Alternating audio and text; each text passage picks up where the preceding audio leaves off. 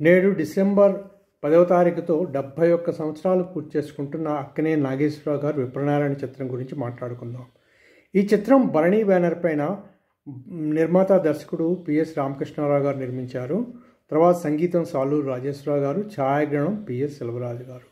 ఈ చిత్రం కథ తమిళంలో ప్రసిద్ధి చెందిన 12 ఆళ్వార్లో ఒకరైన తొండారెడ్డిప్పొడి అనే ఆళ్వారు గారి కథ ఆధారంగా తీసిన బయోపిక్ చిత్రంగా చెప్పుకోవచ్చు. ఈ చిత్రం భక్తిరస పాత్రలో అక్కినేని నాగేశ్వరరావు గారిని శిఖరాగ్రాన్ని నిలబెట్టింది. ఈ చిత్ర ప్రారంభం చేసినప్పుడు అక్కినేని ఏమిటి, భక్తి పాత్రలు పోషించడం ఏమిటి అని చిత్ర పరిశ్రమలో అనుకున్నారట. ఆ తెలిసిన అక్కినేని నాగేశ్వరరావు గారు పట్టుదలతో ఈ చిత్రానికి చాలా పట్టుదలతో నటించి తను మాత్రమే భక్తి పాత్రలు వేయగలని నిరూపించారు. అదండి ఈ చిత్ర విశేషాలు. ఈ చిత్రం విజయవంతమైన చిత్రంగా నిలిచింది భరణి బ్యానర్లో. తర్వాత భానుమతి గారు, అక్కినేని నాగేశ్వరరావు గారు, రేలంగ్ గారు ఈ చిత్రంలోని ముఖ్య పాత్రలు పోషించారన్నమాట.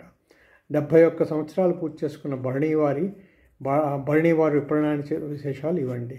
మళ్ళీ ఇంకో వీడియోలో మళ్ళీ కలుసుకుందాం. అంతవరకు సెలవు.